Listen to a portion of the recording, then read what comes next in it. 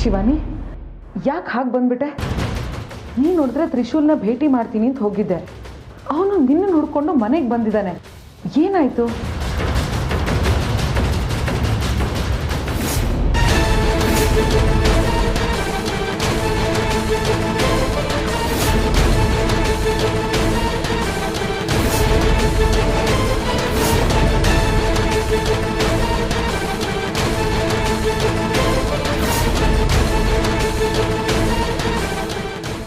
ಶಿವಾನಿ, ಇದೇನಿದು ಆದಿಶೇಷನ್ ಚಿತ್ರ? ನಿನಗೆಲ್ಲಿ ಸಿಕ್ತು? ಮತ್ತೆ ಸಮಸ್ಯೆ ಶುರುವಾಗಿದೆ ನೀಲಿ. ಈ ಚಿತ್ರ ಬಿಡಿಸಿದ್ದು ಬರೀ ಯಾರೂ ಅಲ್ಲ, ತ್ರಿವಿಕ್ರಮ್.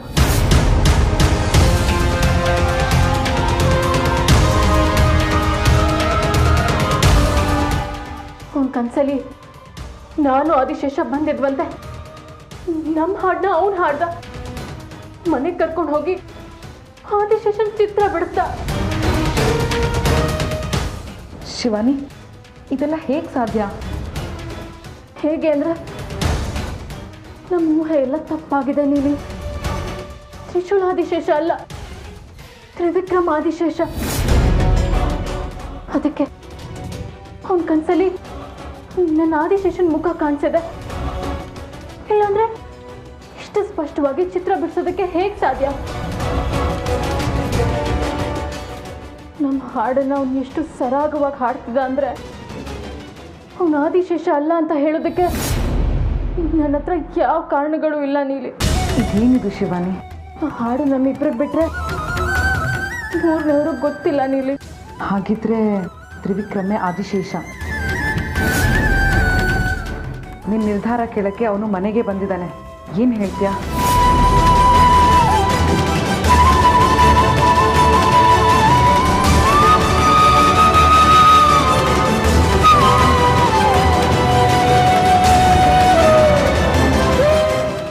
ಮೇಡಮ್ ಮೇಡಮ್ ಅಲ್ಲ ಮೇಡಮ್ ಮೇಡಮ್ ಮಾತು ಕೇಳಿಸ್ಕೊಳ್ಳಿ ಮೇಡಮ್. ತ್ರಿಶೂಲ್ ಪ್ಲೀಸ್ ಇಲ್ಲಿಂದ ಹೊರಡಿ. ನನ್ನ ಮೂಡ್ ಯಾಕೋ ಸರಿಗಿಲ್ಲ, ಮಾತಾಡೋಕ್ಕಾಗ್ತಾ ಇಲ್ಲ. ಏನು ಎತ್ತ ಅಂತ ಪ್ರಶ್ನೆ ಕೇಳಿದೆ, ದಯವಿಟ್ಟು ಹೊರಡಿ. ಅಲ್ಲ ಮೇಡಮ್, ನಾನು ತಪ್ಪೇನಾದರೂ ಮಾತಾಡೋದ್ನ ಅಂತ. ಸರಿ ತಪ್ಪುಗಳ ಬಗ್ಗೆ ಮಾತಾಡೋ ಸಮಯ ಅಲ್ಲ ತ್ರಿಶೂಲ್ ಇದು. ಇಲ್ಲಿಂದ ಹೊರಡಿ ಅಂತ ಹೇಳಿದ್ನಲ್ಲ, ಅರ್ಥ ಆಗ್ತಾ ಇಲ್ವಾ? ಹೊರಡಿ ಎಂದೆ, ಹೋಗಿ ಎಂದೆ.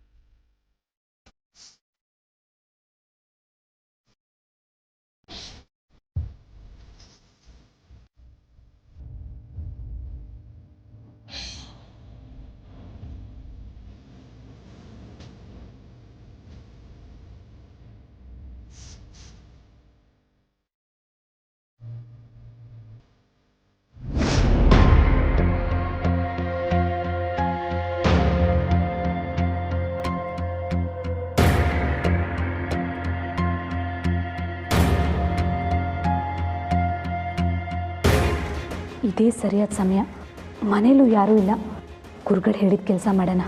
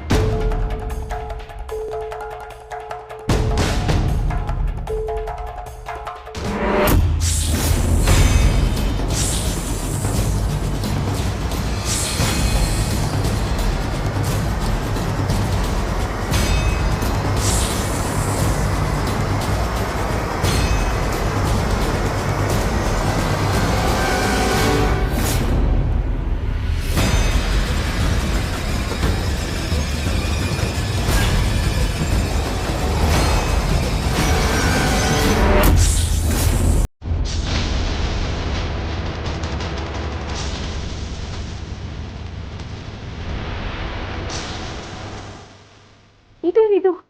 ಶಿವಾನಿ ಬಳಸೋ ಯಾವುದೇ ವಸ್ತು ಮುಟ್ಟಕ್ ಹೋದ್ರು ಅದು ಹಾವಾಗ್ತಿದೆಯಲ್ಲ, ಯಾಕೆ?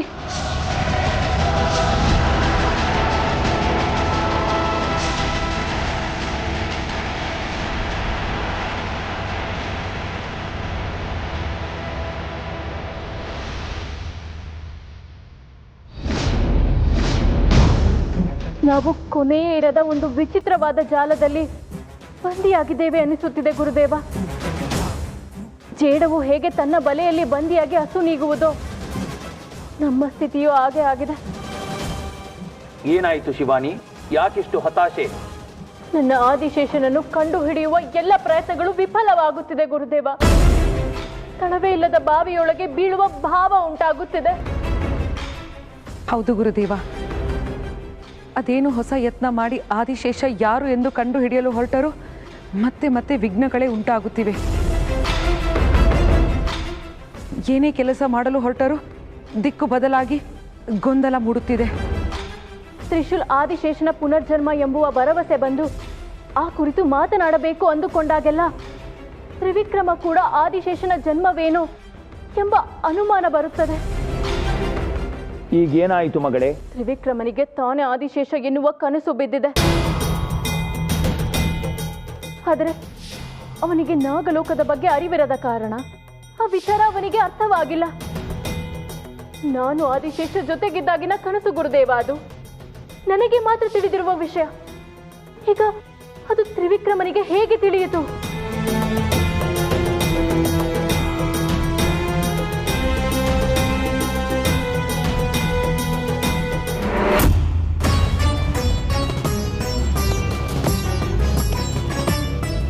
ತೆಗೆದುಕೊ ಮಗಳೇ. ಏನಿದು ಗುರುದೇವ?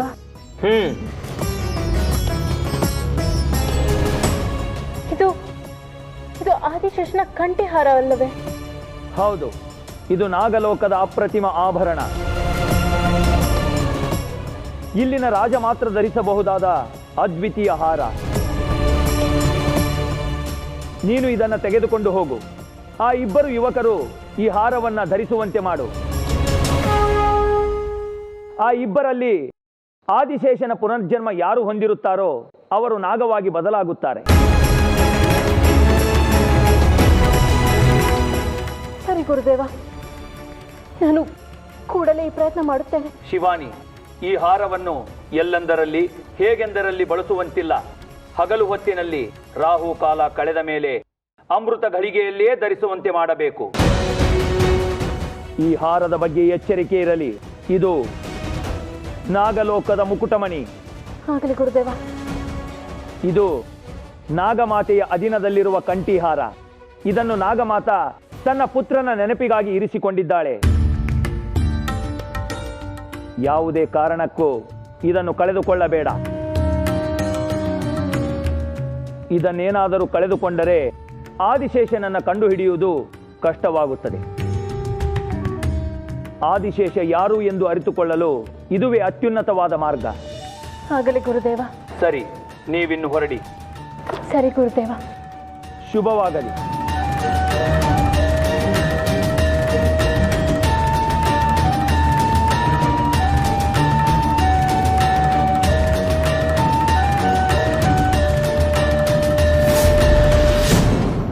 ಏನಾದರೂ ಮಾಡಬೇಕಲ್ಲ, ಏನು ಮಾಡೋದು? ಅಳಿಮಯ್ಯ ಹುಡುಗಿನ ಕೂರಿಸ್ಕೊಂಡು ಏನೋ ಪೇಂಟಿಂಗ್ ಮಾಡ್ತಾ ಇದ್ದ. ಅದೇನು ಮಾಡಿದಾನಂತ ನೋಡೋಣ.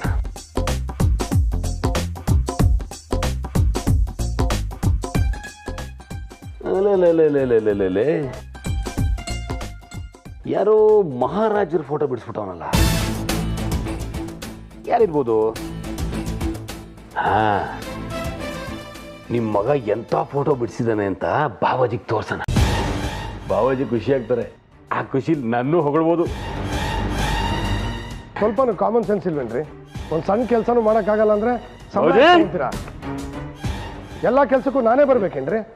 ಬೆಳಗ್ಗೆ ತಾನೇ ನಿಮ್ಗೆ ಹೇಳಿದ್ದೆ ನಾನು. ಇಷ್ಟೊತ್ತಾದ್ರೂ ಕೆಲಸ ಆಗಿಲ್ಲ ಅಂದ್ರೆ ಏನರ್ಥ? ನೋಡಿ ನಿಮ್ ಮಗ ಎಂತ ಪೇಂಟಿಂಗ್ ಮಾಡಿದಾನೆ ಅಂತ. ಏಯ್, ಬಿಸಿ ಇರೋದು ಕಾಣಿಸ್ತಾ ಇಲ್ವೇನಾ? ಸುಮ್ಮನೆ ತಲೆ ತಿನ್ಬೇಡ, ಆಮೇಲೆ ನೋಡ್ತೀನಿ. ಆಯ್ತು ಬಾಬುಜಿ, ಅಲ್ಲಿ ಇಟ್ಟಿರ್ತೀನಿ ನೋಡಿ. ಸರಿ ಬಾಬುಜಿ, ಮರಿಬೇಡಿ, ನೋಡ್ಬೇಕು.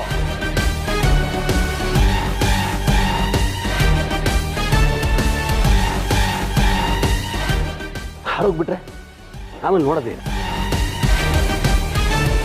ಕೆಳಗಿಟ್ಬಿಡೋಣ, ಅದೆಂಗಾರಾಗುತ್ತೆ ನೋಡೋಣ. ಈಗ ಬಾವಾಜಿ ನೋಡ್ತಾರೆ. ನೀಲಿ, ನಾವಿದನ್ನ ತುಂಬ ಹುಷಾರಾಗಿಟ್ಕೋಬೇಕು.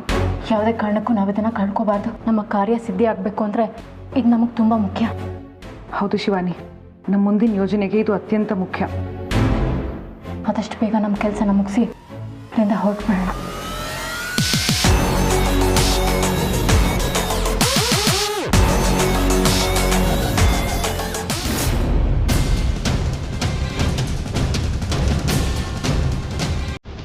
ನಮ್ಗೆ ಇನ್ನೇನೋ ಹೊಸದೊಂದು ಸುಳಿವು ಸಿಗುವಂತಿದೆ. ಏನಿದು? ಇರಲಿ, ಗಮನಿಸೋಣ.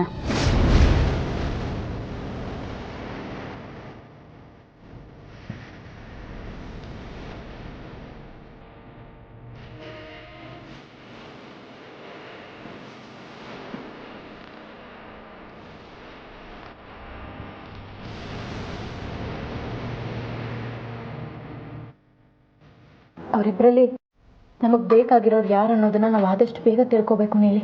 ಹೌದು ಶಿವಾನಿ, ಈ ಕೆಲಸ ಯಾವುದೇ ಅಡೆತಡೆಗಳಿಲ್ಲದೆ ನೆರವೇರಿದ್ರೆ ಅಷ್ಟೇ ಸಾಕು. ನಮ್ಮ ಗುರುಗಳ ಆಶೀರ್ವಾದದಿಂದ, ಆ ಪರಮಶಿವನ ದಯೆಯಿಂದ ಎಲ್ಲ ಚೆನ್ನಾಗೇ ಮುಗಿಯುತ್ತೆ. ನಾವು ಚಿಂತೆ ಮಾಡೋದು ಬೇಡ.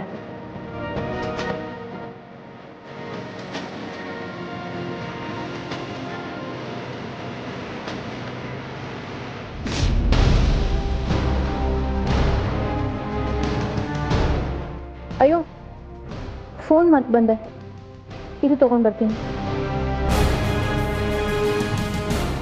ಇವ್ರು ಏನು ತಂದ್ರು? ಏನೋ ದೊಡ್ಡ ಹುನ್ನಾರ ಮಾಡ್ತಾ ಇದ್ದಾರೆ. ಇರಲಿ.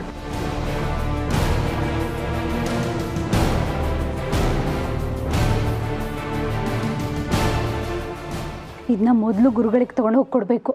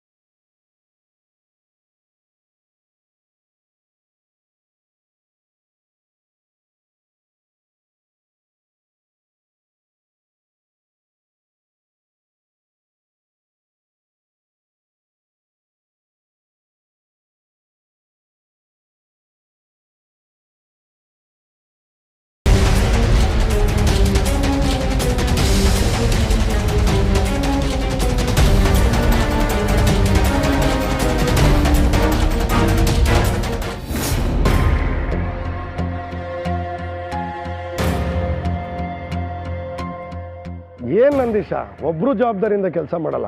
ಇಡಿಯಟ್ಸ್. ಲ್ಯಾಪ್ಟಾಪ್ ಫೈಲ್ ತಗೊಂಡ್ ಬಾ.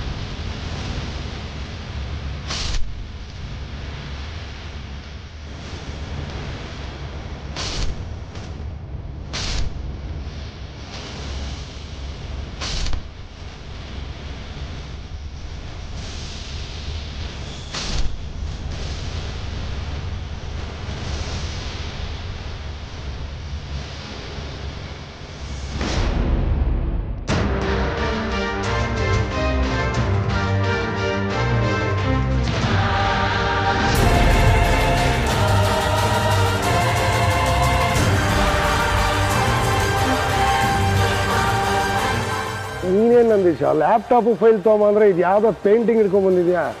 ಅದರಾಯ್ತು ಬನ್ರಿ ನೋಡಿ.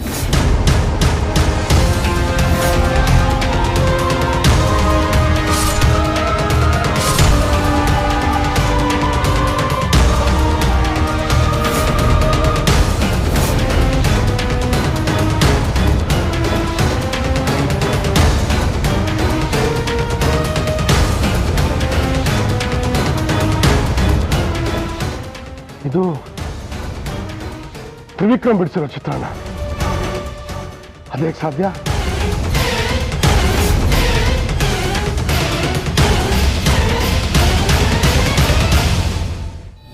ನೀಲಿ, ಕಂಠಿಹಾರ ತಗೊಂಡ್ ಬಾ.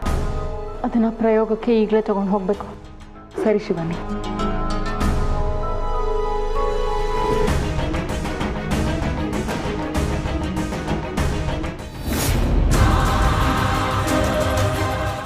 ಶಿವಾನಿ, ಶಿವಾನಿ,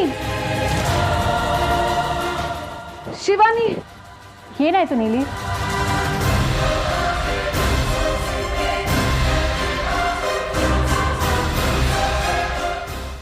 ಶಿವಾನಿ, ಏನಾಯ್ತು? ಶಿವಾನಿ, ಕಂಠಿ ಹಾರ ಕಾಣಿಸ್ತಾ ಇಲ್ಲ.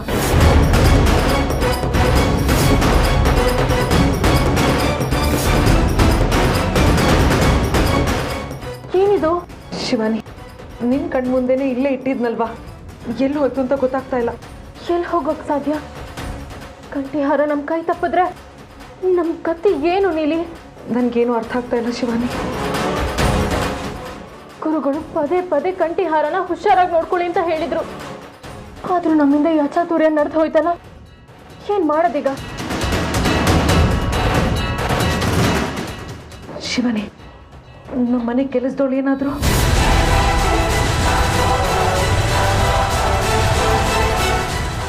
ಸುರೇಖಾ,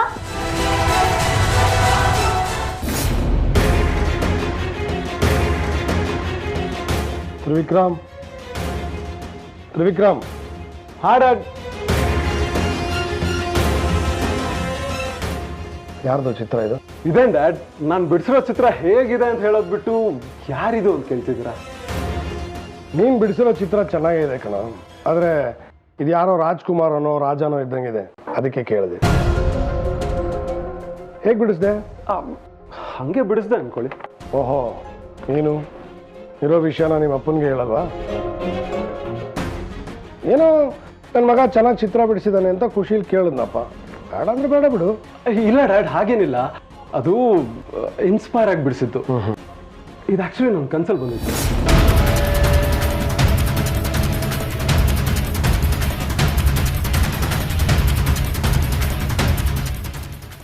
ಕನಸ?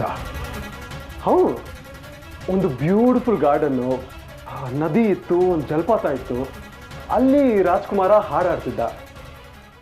ವಿಚಿತ್ರವಾದ ಕನಸು ಡ್ಯಾಡ್. ಶಿವಾನಿ ಬಗ್ಗೆ ಏನು ಹೇಳೋದು ಬೇಡ.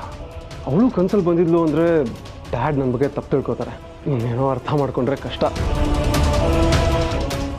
ಆಮೇಲೆ ಏನಾಯ್ತು? ಹಾಂ ಡ್ಯಾಡ್, ಆ ಜಾಗನ ಇಲ್ಲೆಲ್ಲೂ ನೋಡ್ದಂಗೆ ಇರಲಿಲ್ಲ. ಬೇರೆ ಯಾವುದೋ ಲೋಕ ಅನಿಸ್ತಿತ್ತು. ಹೂಗಳು, ಜಲಪಾತ, ಬ್ಯೂಟಿಫುಲ್ ಆಗಿತ್ತು. ಅದನ್ನೇ ನೆನಪು ಮಾಡಿಕೊಂಡು ಚಿತ್ರ ಬಿಡಿಸ್ತಾರೆ. ಸರಿ, ಚೆನ್ನಾಗಿ ಮಾಡಿದೆ ಪೇಂಟಿಂಗ್. ಬಿಡ. Thank you dad.